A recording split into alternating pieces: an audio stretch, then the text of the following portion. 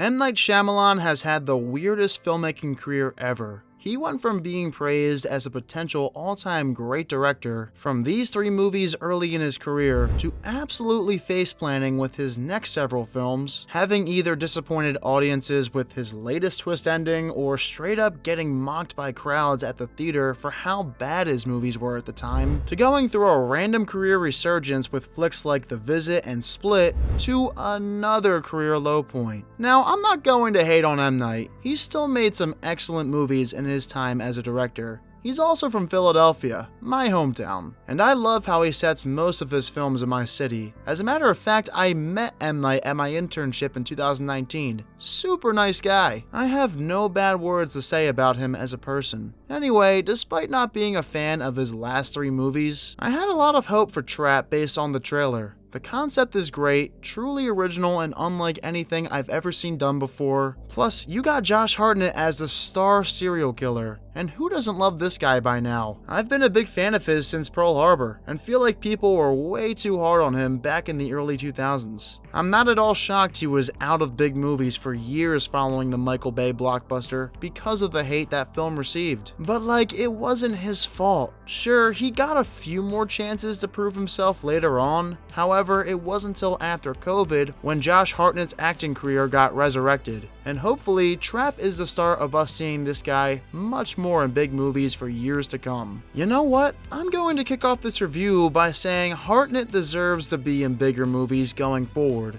Trap most definitely proves that. This is a film that will showcase to all of those in Hollywood that they made a mistake not casting Hartnett in bigger roles throughout the 2010s. He does such a great job playing someone who's a loving father while hiding a dark side underneath, and sells the shit out of the scenes in which he has to play dumb around law enforcement so he doesn't get caught, while simultaneously he looks for a way to get out of this dilemma at the concert. Then, when the film requires him to dig deep into that devilish serial killer persona, I'm all for it. He plays a twisted individual so well. I kind of wish we could get a TV series about the life of his character Cooper. He reminded me of the Trinity Killer in Dexter, who, if you haven't seen that show, is the best villain of the series hands down. So Hartnett is great, and I'd argue he carries this film from beginning to end. Not to say the other performances aren't up to standard. I mean, the girl who plays his daughter is also good, but much of the surrounding cast is subpar at best. One character in particular who's asked to do a lot performance-wise is played by Salika Shyamalan, M. Night's daughter. I heard rumors this film was partially made to get her singing career off the ground, and after watching the movie, that makes sense because she's a very good singer. But when it comes to acting, she's M. Night's dialogue hasn't been too strong in years either, so that could be the case again for some of the film's bad acting. Nonetheless, this is Hartnett's movie through and through. You're not watching this for anybody else. As far as story and execution go, I'd say this film gets the job done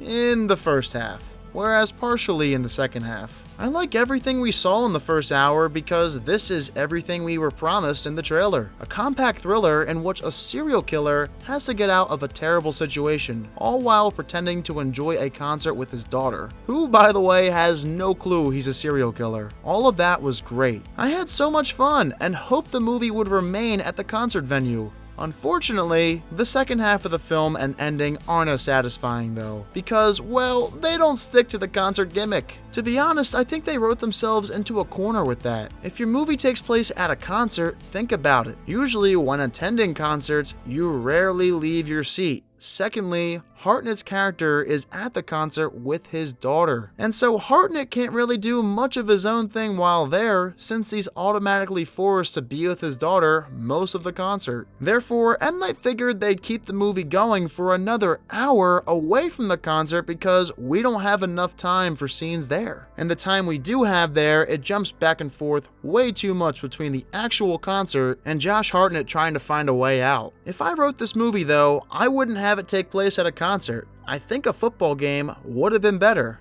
After all, this movie is based on a similar story that took place at a football game. If you've ever watched football, you know there's a lot of timeouts, halftime is roughly 20 minutes, and there's plenty of opportunities to break away for more food and alcohol. You're not obligated to watch the entire game is what I'm saying. unlike a concert. So Hartnett's character could have an excuse to leave more often and do his own thing in that case. And that's when you give us the great scenes of him plotting his escape and learning of what he's up against. Also, don't just make it a dad and daughter story, why not let the whole family come to the game? So when the dad is away for a while, at least the family isn't always checking where he is, unlike when it's a teenage girl with only her dad in attendance. Heck, maybe pair them with another family and the dads are partner serial killers. Or maybe have the other dad figure out his friend is a serial killer and turn it into a game of cat and mouse. That would have been more intriguing than what this movie turns into by the second half. Just have the entire film take place at the venue wherever that may be. So that's how I would have written it. Unfortunately, instead what we get here is a film that requires a relatively large suspension of disbelief, most of which becomes apparent in the second half, and the situations themselves become harder and harder to buy into. But it's necessary for these scenarios to play out in the second half the way they do of the movie because they wrote themselves into a corner from the beginning. So then it becomes kind of ridiculous and not as entertaining as when we're physically at the venue.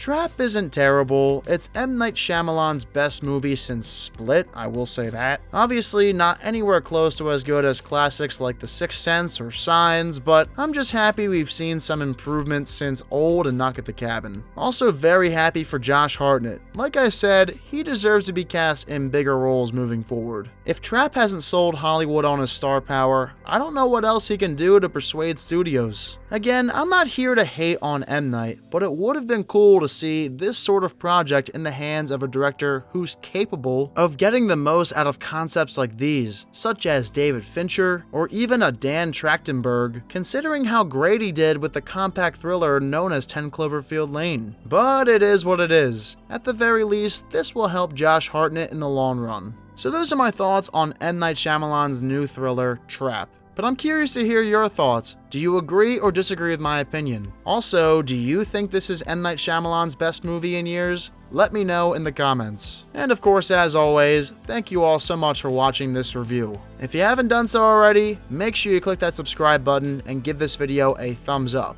I'll catch you guys in the next video. See you then.